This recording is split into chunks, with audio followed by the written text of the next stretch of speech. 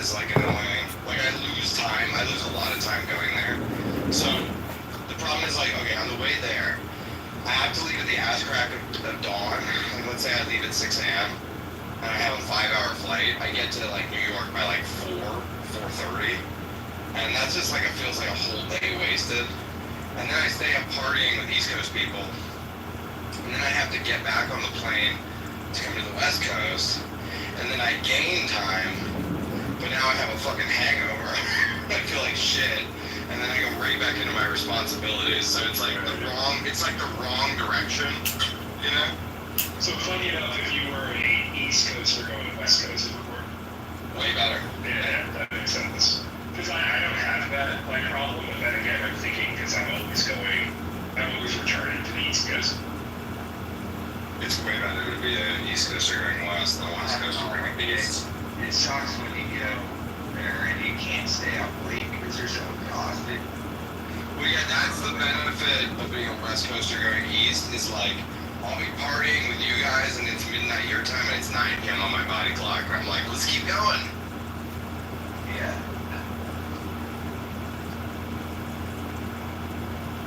So that is the benefit. And then when you go to England, you get that benefit times triple, you know? Because it's like, yeah, let's party till 4 a.m., fuck it. Except for when I went to England, I had to give a speech at 2 a.m. on my body clock, which was fucking horrible. Yeah. I think the biggest conference I ever did was when Bush had a quarterly shareholder meeting that they asked me to speak at in 2015, 2014. I remember Bush. They used to write those research reports that were like a big deal. Yeah, they were the largest, so they're the largest West Coast investment bank, which is like being the smartest kid in special ed. What happened to them, by the way? Do they still have a lot of Bitcoin? I think so. So I'm still friends with so they had, which is run by a family. The family says that they're going to be thesis driven. And my friend Sherry is the one who ran their head of equities. Sherry has since left Bush. I don't know what their current strategy is, but Sherry and Gil were the ones who constantly wrote research reports saying that you should put as much of your money as you could into Bitcoin. So for a while, they were the biggest deal in financing. I read those reports. I remember we were all like, yeah, fuck yeah, these guys, they get it. Yeah. So I gave a talk, and dude, their conference started at 5:30 in the morning. Ugh. And it's even crazier because they're West Coasters, so for them that's like 2 a.m. But because they go to work with the stock market, like they have to show up to the office at 2 a.m. to be there for 2 hours to then wait for the market to open. But then their day is done at like 1 p.m. or 2 p.m. or something. Yeah, so that is the benefit of being on the West Coast is I'm up at 5 a.m. with the markets, and it's nice because by 1:30 the day is over. It's a very weird clock. Do you remember when I talked about how Jordan Peterson stopped Antifa from rioting at his events? Oh yeah, because he got them all to show up early in the morning. Yeah, he just, instead of doing events at 8 p.m., he did them at 8 a.m., and no one on the left wants to protest. Like, dispositionally, the kind of person that wants to destroy things will not wake up at 6 a.m. to riot. So that's where we hold all our Nazi meetings. It's good to know. all the Hitler Youth rallies shall take place at 6 a.m. It's funny.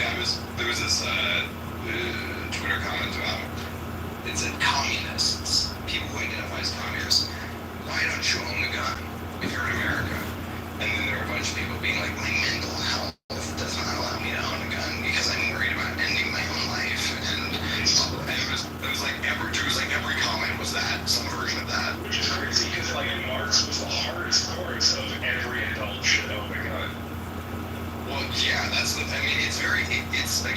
incongruous with communist ideology. Marx literally thought you cannot have a society of equals unless everyone owns a gun. Yeah, that's why if there is going to be a communistic takeover of the U.S., it's going to be led by a technocratic oligarchy. You know, it'll be a surveillance state phenomenon, not a violent phenomenon. And I think probably the same is true of a fascistic takeover of the U.S. as well. You know?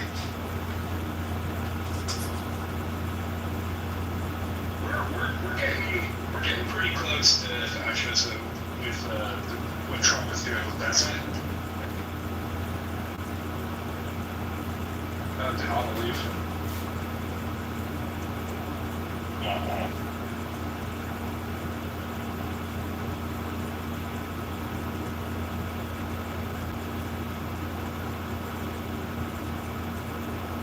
Hey, Dusty, did the pirates kidnap you yet? No, not yet. Still picking.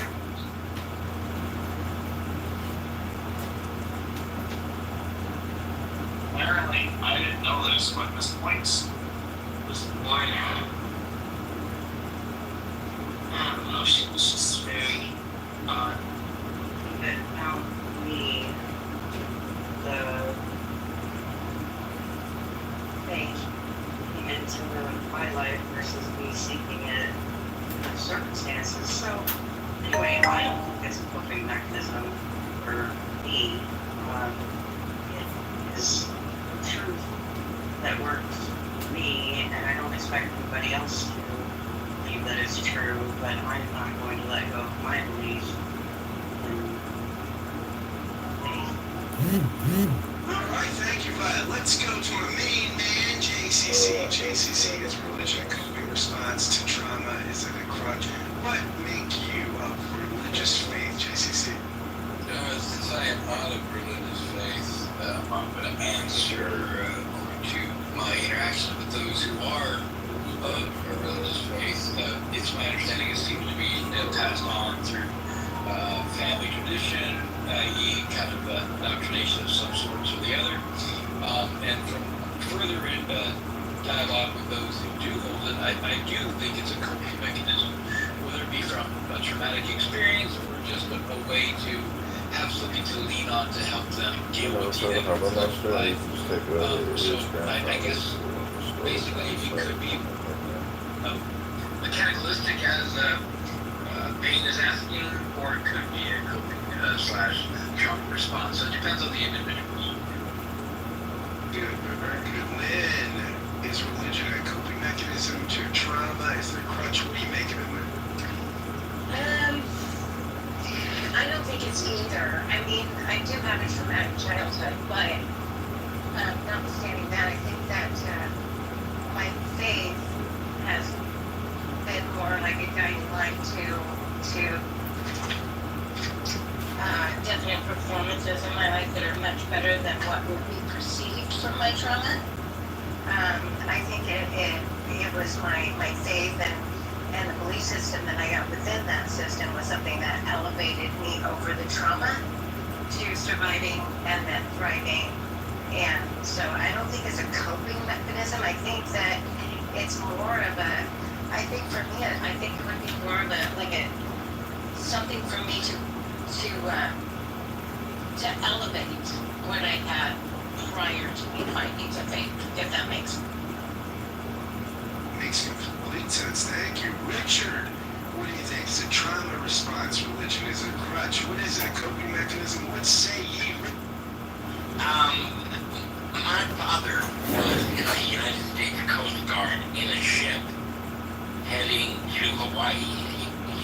He thought every night that he was going to get blown out of the water by a Japanese submarine. And I think this traumatized him and made him, because he was more intelligent, it turned him into a fundamentalist Christian.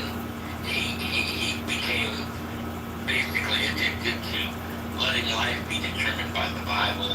And I don't think had he not been traumatized by that he would have gone that route. But, and I think it's true of many people that the memory or the existence of trauma in their life moves them into a religious monk. So I think it's true, but not everybody's thinking of it. preacher, and Benjamin, our resident bastard, and many other things. Me, man. What say you about religion? Is it a trauma-responsive coping mechanism? Hey, Benjamin, you're my man, you know. I know it. I like the name. I like the way it rolls off the tongue. I'm just letting it linger for a minute.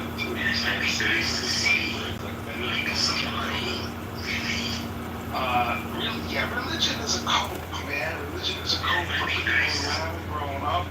They haven't cut their mother's apron strings. I hate to describe people facing the years they're going to spend in adult care as having never grown up. But if you've not cut the apron strings with the religion of your mother, by the time you enter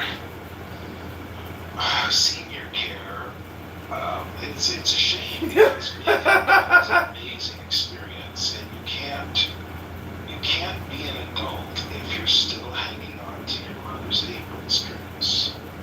So you got to cut those ties. You just got to grow the fuck up. And some people are just preternaturally disposed to being children all their life, and they can't get over that. So I don't know that there's any solution for people who can't grow up. I think we just have to love them and give them diapers emotionally and intellectually until they need diapers again. But it's a crutch. And it's a shame that in the United States, where people don't really need religion, people still can't seem to walk on their own 2 feet. But I'm trying to help them. I'm trying to help them learn to walk, love and care and nurturing and watering and attentiveness. And you know how much love I give people every week who are religious.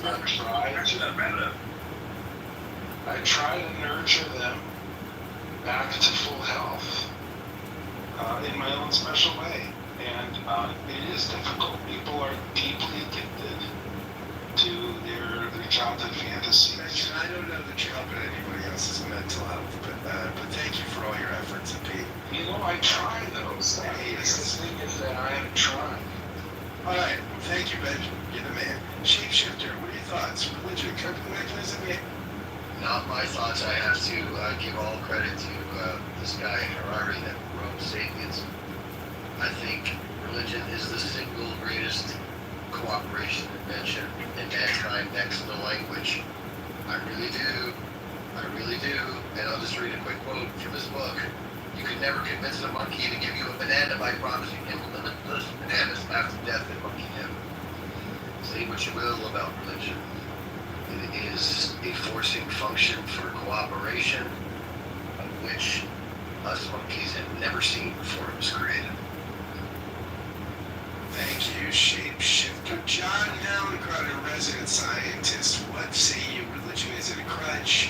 Is it a coping mechanism? What do you make of it, Jim? I think for the vast, silent majority, it's just a habit. You know, it doesn't mean very much, but you inherit it from your parents. You never question it. You go through life. It doesn't really have that much of an effect. Right?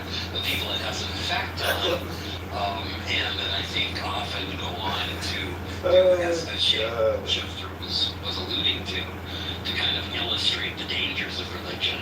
Are the ones who have had some kind of a trauma, adopted. It doesn't always happen this way, but I think the really dangerous people are the people who have become who they are because of religion, and typically they've either weaponized the religion of their parents or come to it through some traumatic event, and it becomes the all-consuming dictates of their life. And it gives us things like Donald Trump. There you go,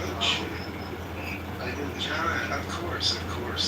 Nirvana, what say you? This was not your question, right? This was Bane's question. So Nirvana, what say you? Religion coping mechanism? Is it a crack? I don't really know how to say this, and but I think the previous speaker has a really great question. As far as I can tell, is that we seem like spend life is trying to solve the different questions in a different dimension. I think with the self, with the others, with the nature, and the fourth dimension, I think is a superpower. And you can call it religion, and whether you define, how you define is really based upon your culture and upbringings. That's all I can think about it. If I may, and I'm not sure if you guys already talk about this, I think maybe because I'm kind of late into the room, and I'm still kind of trying to figure out the Supreme Court. We'll come back to you. We'll come back to you on that. Okay, come back to you. Uncle Steve, is religion a crutch? Is it a coping mechanism? What make you I believe that the main intent of every religion is control. To control the religious population to, in essence, a form of government, a form of spiritual government, i.e., a necessary evil. It's control. All right. I will weigh in really quickly, and then we'll go to our new speaker here, boy. I will just quote from Lauren Jackson, who is a columnist for the New York Times. She has left religion. I think she wrote Mormon. She's an atheist, but she writes the Believing column for the New York Times. She writes about religion and religious trends in the country. So she's a great journalist. We'll be a guest on the podcast, I think, this week. I was supposed to have her on last week, but I unfortunately got a little bout of flu or cold or something. So she says this in her most recent column. Religion provides what sociologists call the three B's: belief, belonging, and behaviors. It offers belief that supply answers to the tough questions of life. It gives people a place they feel they belong, a community where they are. And it tells them how to behave, or at least what tenets should guide their action. Religious institutions have spent millenniums getting really good at offering these benefits to people. For the last few decades, the world has tried to go without God, a departure from most of recorded history. More than 1 billion people globally, and about a third of Americans have tried to live without religion. Studies in recent years have offered insights into how that is going. The data doesn't look good. There's overwhelming empirical support for the value of being a house of worship on a regular basis on all kinds of metrics. Mental health, physical health, having more friends, being less lonely, said Ryan Berg, a former pastor and a leading researcher on religious trends. He is an excellent researcher. I will say that. I know Ryan a little bit. Pew's findings corroborate that idea of Pew, the gold standard. Actively religious people tend to report that they're happier than people who don't practice. Religious Americans are healthier too. They're significantly less likely to be depressed or to die by suicide, alcoholism, cancer, cardiovascular illness, or other causes. In a long-term study, doctors at Harvard found that women who attend religious services once a week were 33% less likely to die prematurely than women who never attended.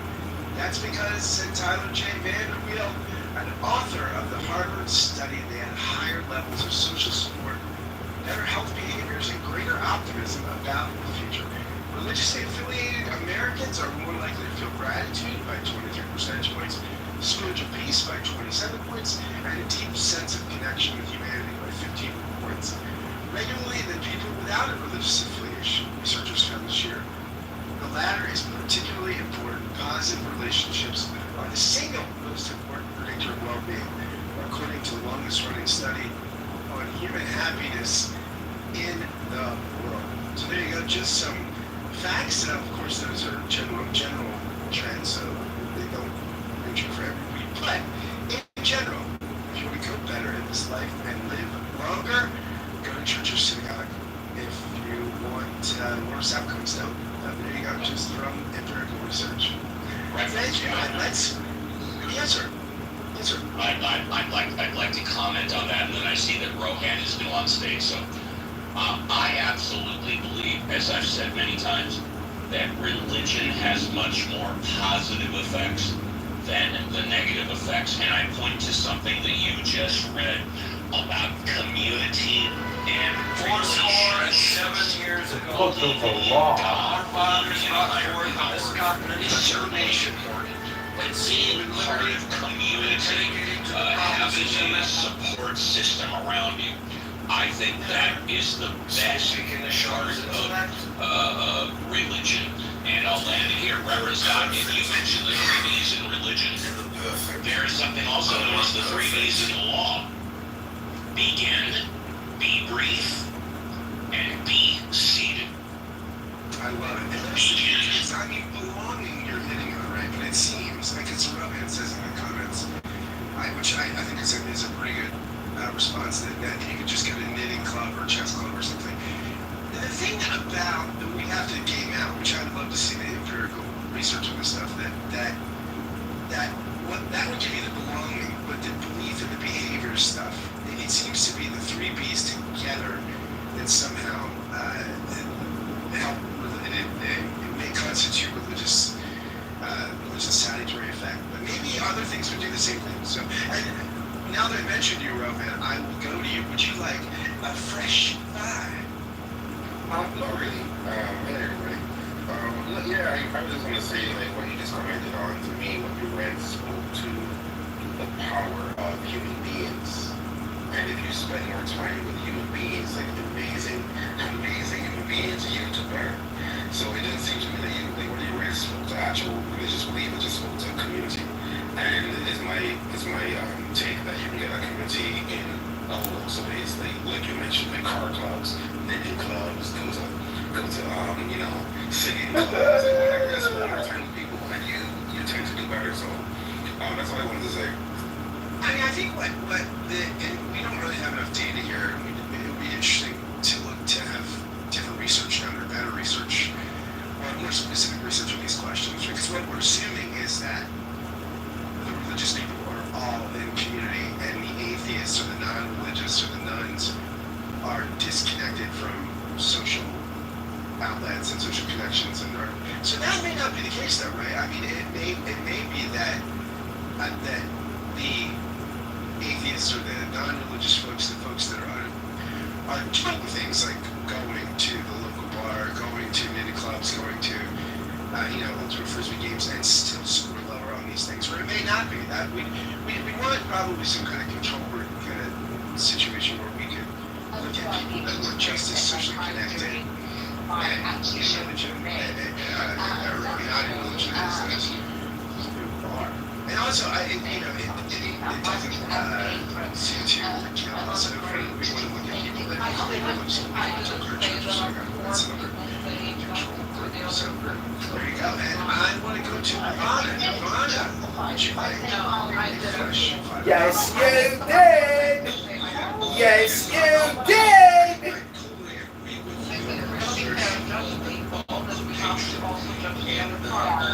So basically, what I'm saying is that there's nothing I'm making up. There's a lot of actual things. That's causation or causation. I think that's anything that works, and I think that's the most important.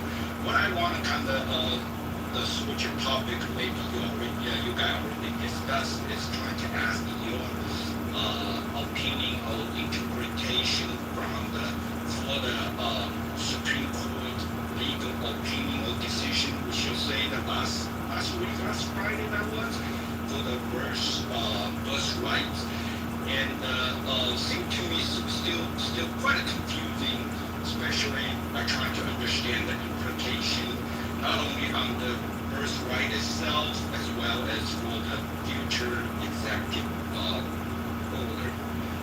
And I'm not sure if you guys can talk about it.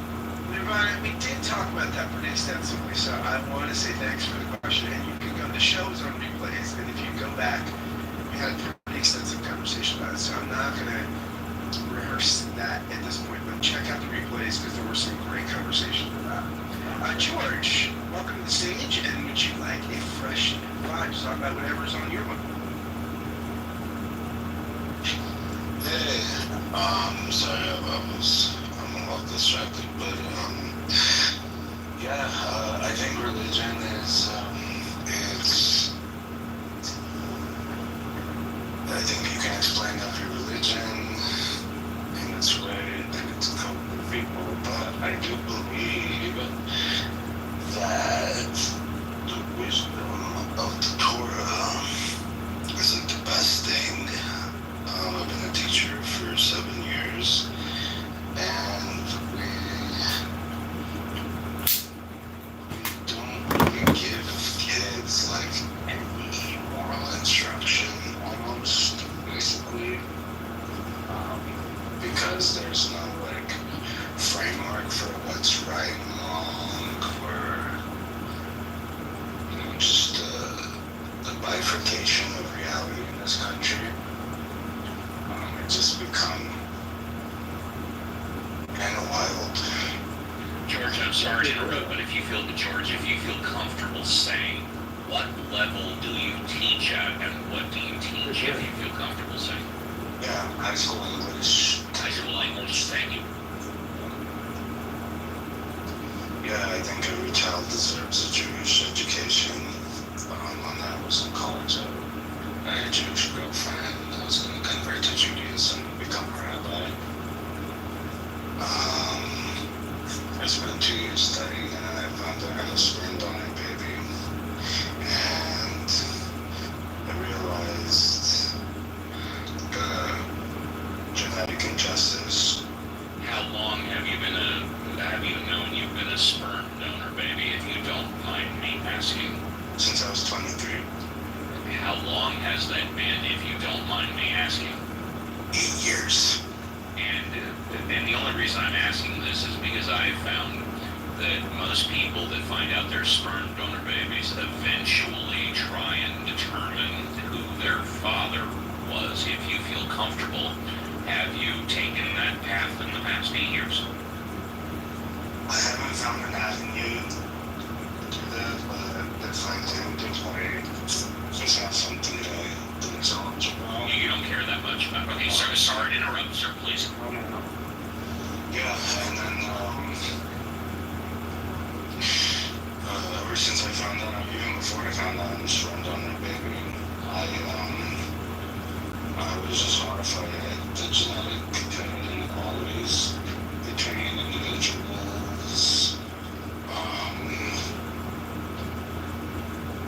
And I think, generally speaking, or your sperm donor? No. Generally speaking, the differences between perceived. Dude, I must be totally ignorant. I don't know. What are the genetic inequalities of people? Yeah, it's based on perceptions. That some people are perceived. Clearly, because I'm not aware that it's based on science or fact. You're right. Yeah, it's based on. Okay, so what you're saying has nothing whatsoever to do with fact or science. It's based on perception. Okay. Yeah, intelligence is something that's really like, opposite of what blank slates. I'm sorry, just so I understand, because I'm not arguing, I just want to understand. You're saying this is scientific fact or it's perception?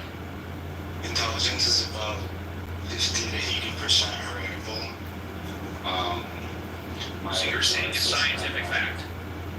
That intelligence is Intelligence is determined by genetics.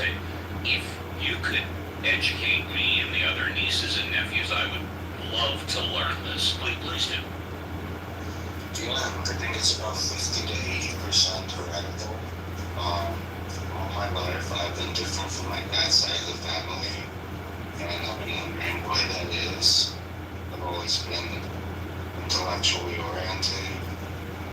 So why don't you tell us, generally speaking, which part of the human race genetically is more intelligent than the other part of the human race genetically? I think that individual differences are much more important than. And is there anything in common with those individualistics, like skin color, religion, something like that? Every person, every object as a person has its story, and every gene and every certain groups have certain genetic histories. What groups are more intelligent than other groups? Jews. Jews are what, more intelligent or less intelligent? Generally, Ashkenazi Jews are more intelligent. Ashkenazi Jews are more intelligent than other groups. Okay. Is there a group that comes in second place? Would it be Jews that are not Ashkenazi? I'm just asking. Where did the Black Hebrew Israelites were? I was going to get to that. But first, okay. So Ashkenazi Jews are the most intelligent people on the planet, generally speaking. And I asked about other Jews that are not Ashkenazi. Do they come in second place or not? Individual differences. Well, I want to talk about the groups for a moment. If that's okay. So Ashkenazi Jews are the most intelligent people on the planet. My next question was, are non-Ashkenazi Jews the second most intelligent people on the planet? Probably not. Okay, what group is the second most intelligent on the planet? Well, the Greeks, prior people first. The Greeks? Are the Greeks number two? It's more complicated than putting a number, putting one attribute. It's so obvious. Well, then what is it? I mean, you're the one that brought up groups. Ashkenazi groups are the number one intelligent group on the planet, and then you brought up people born in Greece. Is that correct? Or did I not hear you correctly? Yeah, and they're individual. Yeah, okay, so people that are born in Greece are the second most intelligent group of people on the planet. Do I understand you correctly? Same thing like mine. Pardon? Hostile. Sir, I'm not hostile at all. I'm just asking you basic questions. There are different traits that you'll see that... I'm just asking you if people born in Greece are the second most intelligent people on the planet. I'm just asking you a question. You can say you don't know. In Greece, the second most intelligent. Yes, that's the question. Maybe people in Scotland, maybe, I don't know. Okay, so people born in Scotland are the second most intelligent people on the planet. Is that what you're saying? Chinese. Pardon? Maybe the Chinese. Maybe the Chinese. Okay. And this is coming from George, who teaches at the elementary school level. He teaches English. Okay, George, you know what, high schooler, I've asked you enough questions. And then, by the way, thank you, Reverend Scott, for allowing me to take a break. I come back after the break fully charged. George, it's nothing against you. George, take a minute or two. You can finish up. I'll go on mute. Thank you. Thank you for being comfortable enough to answer those questions. Hey, Steve, Dr. James wants to get a fresh Or Dr. James, do you maybe want to ask George some questions, if George is okay with it? I don't want George to seem like he's a witness being grilled. I just figured since he brought up that intelligence is directly related to genetics, I just wanted to clarify for all the nieces and nephews what he's talking about. Not as smart as rats. Excuse me, what? Ants aren't as smart as rats. Smarter people. Ants may give him a first-class escort to the VIP. Go I just want to say this is great radio. Reverend Scott, thank you. George, please, 90 seconds uninterrupted, then the whole show is going to give you... The education system's really shining. Benjamin, can you hear me, Benjamin, can you hear me? I want George to finish. We're going to give him a standing ovation because, in my humble opinion, y'all, this is me, George coming on the show is exactly what this show is about. Go ahead. I've been a teacher for 7 years. Any teacher, anybody who you tell you're a teacher will tell you, oh my God, I'm so sorry. And it's because of the kids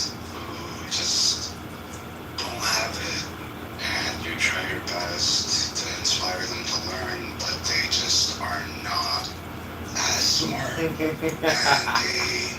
fulfill their classes in order to protect themselves from the damage it does to their egos. And it's really disheartening. And I, being a sperm donor baby of a Greek Stanford finance PhD, looking the way I look, having the temperament I have, I just wonder if other people would enjoy the privilege. So if that makes me a bad guy, then I'm the bad guy. I don't think you're a bad guy. What privilege are you referring to? The privilege is a perceived genetic quality. Gotcha. Beautiful. Is there anything else you wanted to say, George? Is there anything else you wanted to say? I want a drink world. A drink world? What is a drink world? Half black, half Jewish. Half black, half Jewish. All right, George. First. Oh my God. I don't mean that. No, George. George, as far as I'm concerned, this has been the best. George, this has been the best 10 minutes of the show. First class escort to the VIP. And Uncle Steve, I just want to say again, you're capacity. the best transition between me and you I've ever had. I hope you didn't mind, you know. Jack's messaging in the background. Yeah. No, this was Uncle Steve. We've had some of the best backpackery on display. Yes. I mean, it really had outstanding radio in that regard. I want to say hats off to you for assembling this motley. And again, I never once said George was right or George was wrong. I never and Dr. James, don't worry, I haven't forgotten about you. I never once said that what George was saying was the smartest thing since sliced bread. Or did I say it was the most stupid, idiotic, prejudicial, bigoted comments I had ever heard? But just to refresh very quickly, according to George, who allegedly is a high school teacher, that Ashkenazi Jews, because of genetics, are the smartest people on the planet. And then coincidentally, just coincidentally, because George is a sperm baby of a Greek doctorate professor, that coming in at close number 2 by a head or a nose as far as the most intelligent people on the planet because of genetics are those born in Greece. I tell you, education, entertainment, what else could you ask for on Ask the Atheist with the Mod Squad? Okay, Dr. James, as promised, you're gonna... I guess I would say this, just to kind of thread the last speaker. My question is, how is this not different from the rhetoric around master race? You said some other version of it, ranking yourself as having some kind of apparent high ground, and my first gut feeling was all the groups that you were saying were the most intelligent, your background was going to be up there in the mix somewhere. And so when you talk about how people come into spaces, they egos get all scared and yada yada yada. For me personally, well, he did say Uncle Steve's background was number 1. He did say Ashkenazi Jew, so according to him, I'm number 1. But sorry to interrupt, Dr. Yeah, no, that's totally fine. That's like, I just think that's something that for me I would be sort of looking inward about it. Why do I feel compelled to come to this space and say that thing that he just said? I mean, I can't answer that for him, and I won't try to, but I would look in the mirror, my friend, and see what you find. So let's see. So one of the headlines I actually forgot about earlier, we don't have time to discuss it, but I'm just going to introduce it, that I felt really interesting. Did you run out of Post-its, Dr. James? No, I've got them. I'm actually holding them in front of me, but I'm really doing my best to kind of work on my parsimony and get the notes and move it along, because I've got some feedback from Caleb, that he doesn't like when I bloviate. So here I am trying not to bloviate, and I'm in the midst of bloviating. So let me get back to my point. So this Denmark, this is really interesting. Denmark has proposed a law that your likeness, your face, your voice, and your body is copyrightable material. And this would be a sweeping shift in the IP law in terms of kind of cutting edge, changing where this is not something in the U.S. is protected. My question about this was essentially, if this law gets passed, will it serve as there's a word that the lawyers will know when you look back to a law that's happened, precedent. Will this set precedent for a domino effect? And will this impact any kind of international treaty laws around copyright, intellectual property? Essentially they're trying to protect people against deepfakes and things like that. And I don't really feel the need to debate someone on what makes intelligence. I do intelligence testing. It's a construct. It's been helpful and problematic. It's been used against people of different ethnicities. It's at times been shown to have extreme bias. There are other factors that come into play with intelligence other than, I was born this way. Things like, I was born poor. I was born in an underserved community where we did not have resources. I was born with the color of skin. This is not the largest explanatory factor. Now, it's true that if you give your sperm away and you're propagating the next army of minions around the world, that perhaps you have a popular brand of sperm. I mean, maybe you've got the good stuff for 2025. But I just want to say, just like Drake, people fall, and so don't get so high up in the air that you can't touch the ground anyway. That's all I got. Don't get so high up in the air so you can't touch the ground. Amazing. If you're in the audience and want to come up, now is a good time, because as it gets closer to the top of the hour, it's going to become impossible because we are ending at the top of the hour. Violet, did you want to comment on anything that George said, or are you good?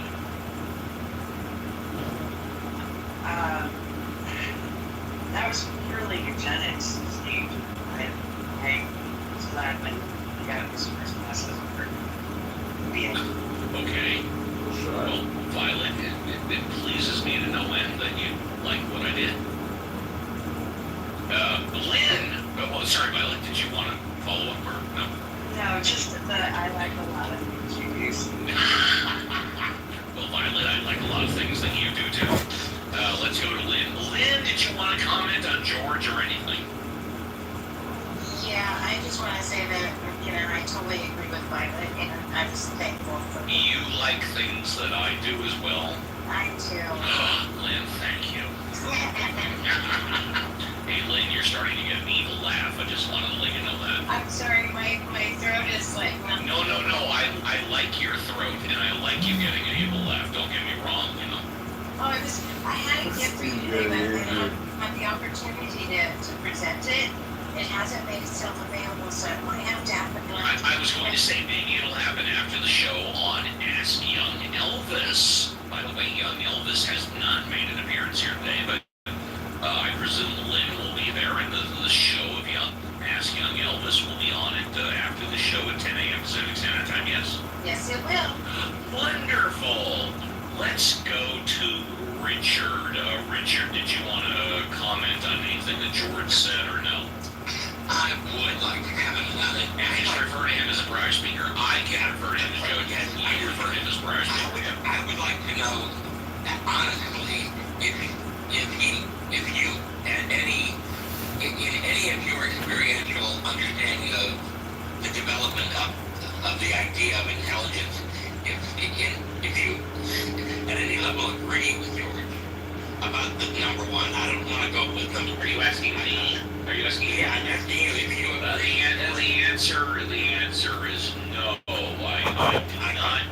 I do not believe as a group that intelligence is hereditary. I do believe that intelligence can be and is passed on genetically for a very rare individuals, but as we can tell time and time again, I don't know if Albert Einstein had kids. I don't know if the most intelligent people on the planet have kids. I would suspect, if you take the most intelligent people on the planet, that maybe their offspring had a small boost in their intelligence level, but as a group, no, absolutely not. Not as a group, no. I would like to bring one example which has nothing to do, but it's related. There was a nephew of Adolf Hitler who emigrated as a child, teenager, I believe, to the United States, volunteered for the United States Army, and served with tremendous valor in fighting the Nazis. An interesting point. I'll leave it at that. Thank you very much. Let's go to our physicist, John Malincrot. John, any truth that intelligence as a group is passed on based on the group? John Malincrot, are you there? John is busy IRL, probably enjoying the beach. Oh, there we go, Angel. I am. I don't know if you can catch me. I'm walking. I can hear you now. Yeah. Intelligence passed on by the group. John is busy. Okay, but let's go on to Benjamin. Benjamin, is intelligence passed on by the group? Did you pass your amazing intelligence down to your daughter? I tried. She became a fine arts graduate. That's not the apple falling from the tree, in my opinion, but maybe. Does she communicate with you like once a month or something? Oh yeah. That's pretty intelligent. If I were her, I wouldn't communicate with you daily. Steve, unlike you, she did not hang on to her mother's apron, so she's not going to keep her mother's religion. I communicate with my dad at the most, like every other day. Most of the time, like once a day, and I have dinner with them twice a month, you know? Yeah, you're still joined at the hip. You got that religious connection going on. If you consider what I just said joined at the hip, then yes, you're right. Well, you still got your bassinet religion. My dad doesn't pay my bills. My dad doesn't support me. My dad doesn't approve of everything that I do. But we still love each other to death. Being a bastard, my dad never paid my bills, never supported me, not even once. I had to carry my own water. Really?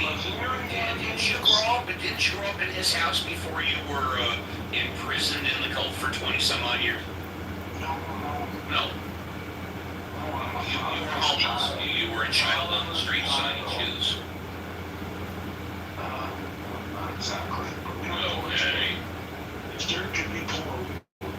No, I just think that George really exemplified the qualities, the fine understanding qualities of the American educational system, and for those that are on stage that get paid to have their intelligence upgraded in an educating institution.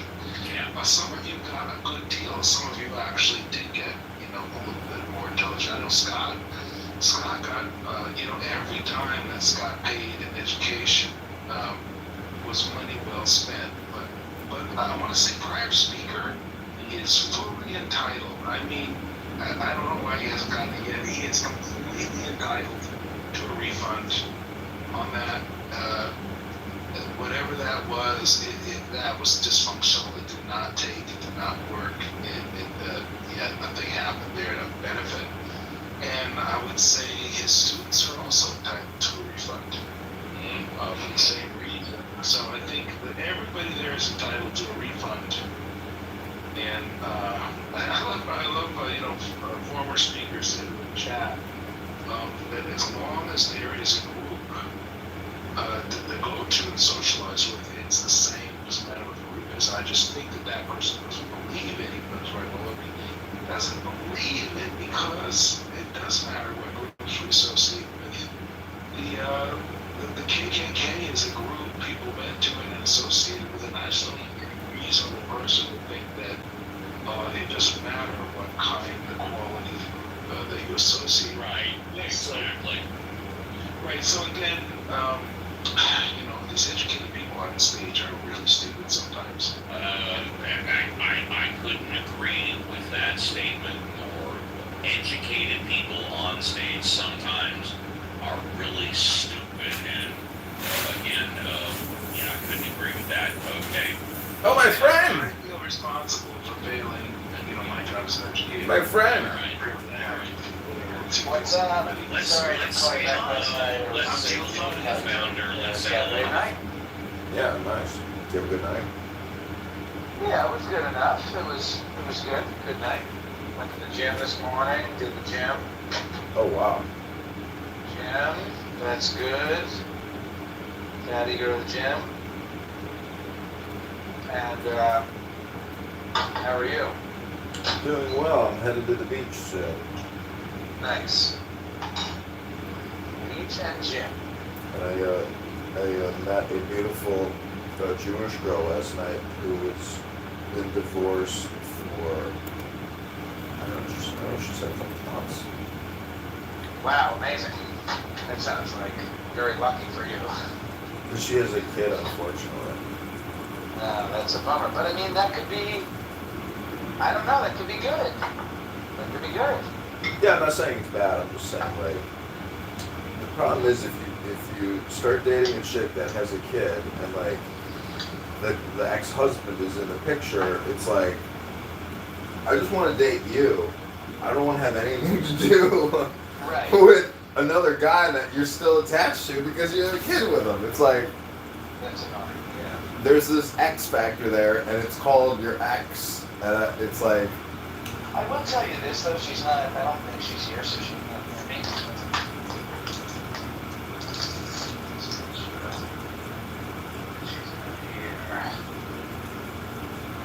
I don't think my girlfriend's here, but basically my girlfriend's,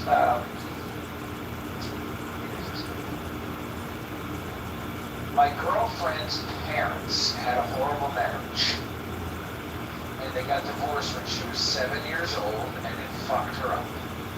And her mom polluted her mind against her dad and said, Dad is done. And so my girlfriend has like a problem where she basically hates men. And so it's kind of been a big problem. And I mean, anyway, we made it work. She's grown a lot over the years, and she's grown in many ways. But I bring this up to tell you that her father remarried when my girlfriend was about 10 years old. Her father had already remarried. I'm already laughing at what I can't wait to tell you. Okay, well, I'll just finish this story quickly. Basically, you might already know where I'm going, but her father is still married. Her mother is her mother's not married, has a boyfriend who's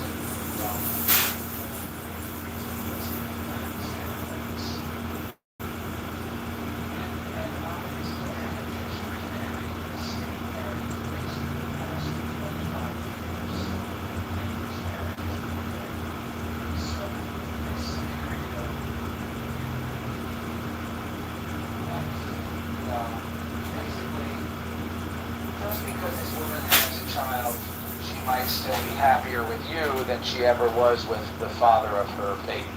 That's my point. Yeah, she wanted to go into details last night about like what her how she's like in hindsight, the things my ex-husband were doing was absolutely crazy and insane. Like, I can't believe I even tolerated it. You know, I don't know if it was I don't know if it was sexual stuff or what she was talking about, but I didn't want to ask any more details.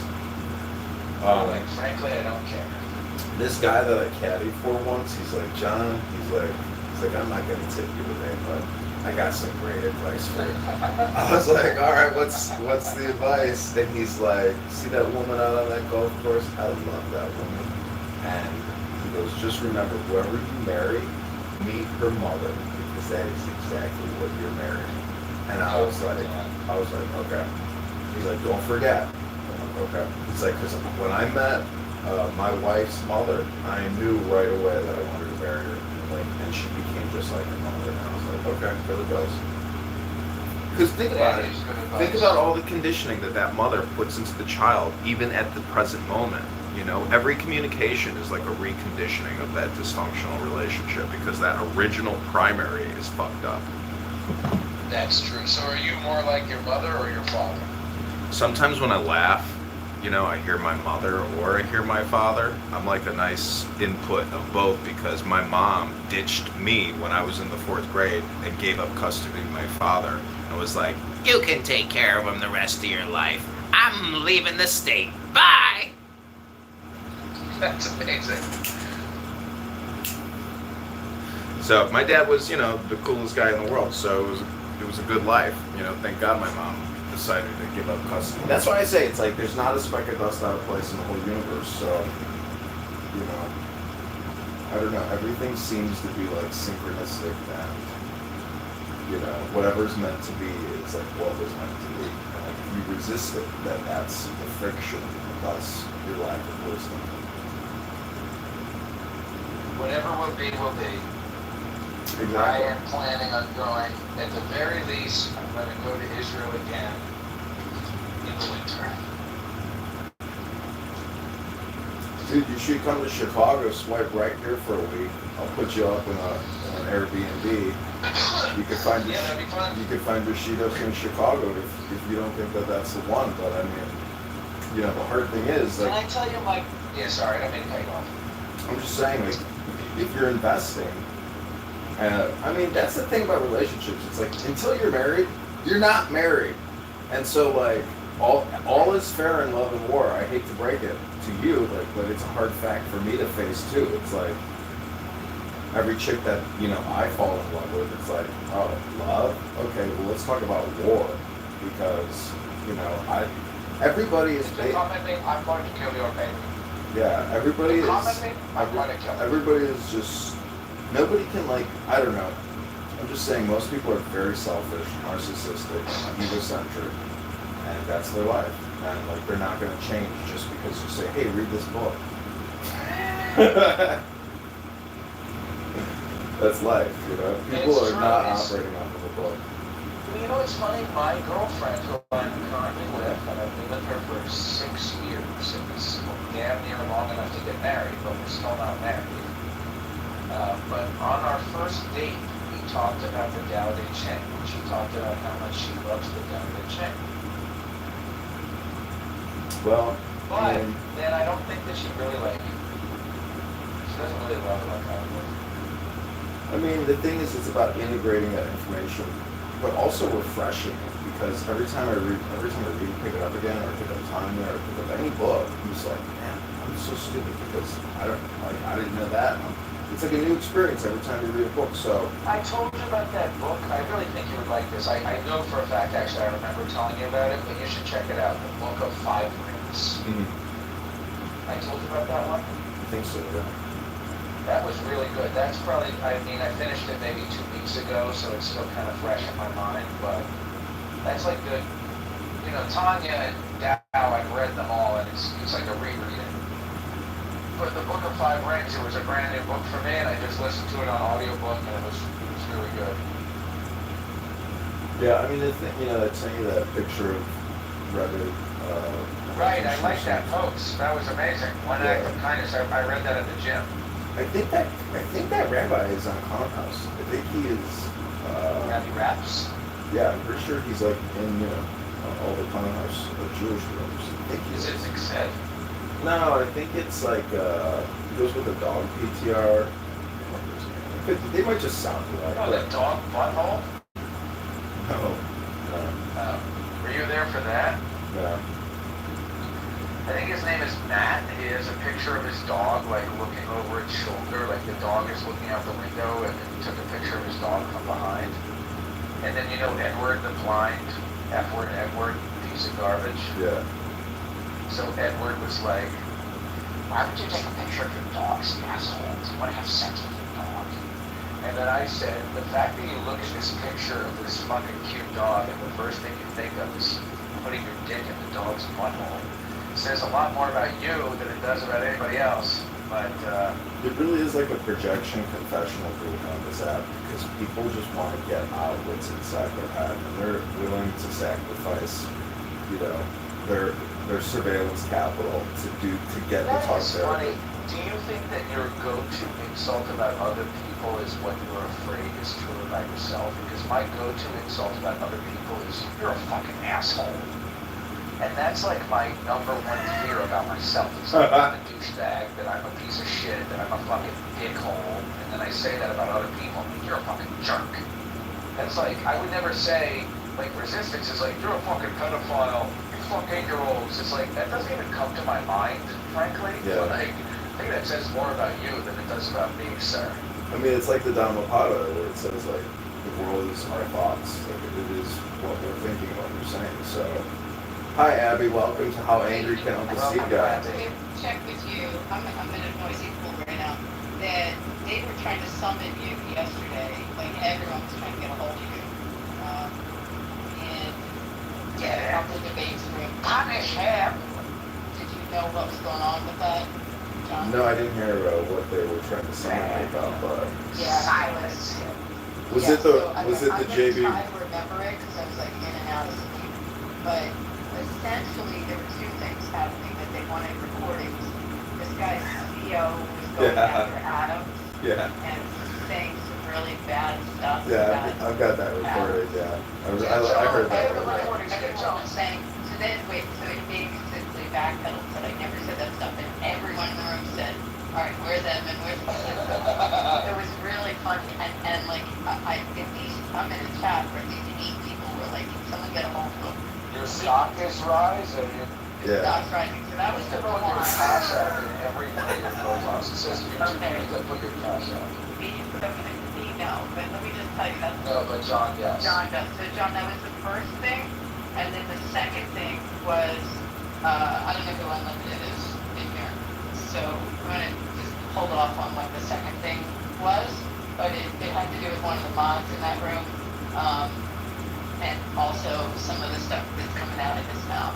But we can talk about that another time. Yeah, So, I mean, that's the thing. It's like I mean, it's all on recording, so it's like if they get my YouTube statement, but nobody goes back. Like I have so many recordings, it's insane. So there's too much information to even deal with. This would have been last night in the healthy debates. Yeah, I got all that. Exchange I with got all that. Adams. Yeah. I know Adams. You know what? In one of the chats, like it's timestamped. Yeah, I know. I heard. I was there for the whole thing. I guess if I take a minute, I can look at that chat. No, I heard the whole thing. I've got it all. Adams was like, just wait till the fucking YouTube recording comes out tomorrow, you know, and so I was there for the whole thing. It's. They love to offend your name. I don't know how many. I know. It's amazing because I'm not even speaking, and it's like just my presence. The person's gone. So even Roger was saying your name. Yeah. Okay. I mean, I'm telling you how funny this was. But also there was a lot of issues with JB and trying to hold him to some of the shit that's coming out. JB, more like KB. Yeah, well, more like, you know, all this stuff started coming out about him also. So anyway, that was what was going on. I wanted to share that with you. So if people are looking for you. Did you see the $5,000 challenge video I put up? No. Okay, let me put that. Because here is JB offering $5,000 if you can identify him on a sex offender registry. And I mean, you know, this is the thing, like, you don't know who you're talking to on this app, and you don't know their actual mental health status or diagnoses, etc. Or anything about people's past. But I mean, the court cases are all right there. I mean, I don't have to be a lawyer to find them. You just go on Find Law, Yeah, it's right I there. know. You just Google it, Jay Bresco. I mean, it says he's good. Anyway, we don't need to go into it, but if you click the link above, that's my YouTube channel. And what's amazing is Ben Mendelsohn's room and also Patty's room, like just my anonymous account, and they're all flooding to my YouTube. And like the outbreak of paranoia when they see that a congressman elect is like live streaming their rooms, and it's just so I honestly think that this strategy can probably help me fundraise, and so I have to get more organized here on the back end to keep doing it. On that, I have to plead the fifth on stuff because it's my work on the art side, so I gotta hold back on what I talk about with that. And I will get you the timestamp of everything, and I'll look at that. Yeah, so like after you end the live stream on YouTube, it automatically goes private. But I film so much that I let it build up for like a week or two, and then I log into the actual account on a desktop, and then I sort by privates, and then I mass make them all public. So, because it's just too time consuming to do it individually across all the phones. All right, well, Adams is the one you really want to connect with, because he's the one that got horribly disparaged and threatened. Yeah, I mean, I heard it all. That would be the person, that him or KK or one of them. It's great. It's great. Well, that's what you want to do with your time, John. What you actually want to do is you want to connect with Yeah, Adams. talk to Adams all It's a day. great way to spend time. It's great entertainment. I got you. Listen, I think you have to give it to JB. Like he actually, his stirring the pot really is energetic, like metaphysic creation. I mean, he brings out. It's hilarious, but you know, I think it's toxic, and it's just not going to stop. And it's just one of those toxic, you know, circles that just keeps going. But it is what it is. It's entertainment. I'll show you toxic, you fucking piece of garbage. Sit in the audience. Yeah. Sit in the audience, you fucking piece of garbage. Everybody thinks they're going to be like Joe Rogan or Oprah, or you know, everybody wants to be this Uncle Steve, basically, which is the radio host.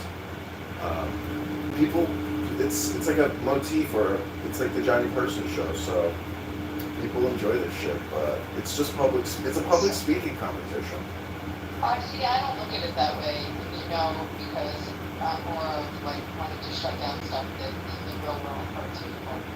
And certain things are said, and certain tropes are said over and over. You get people that like hang up their phone and go out into the world and try to hurt.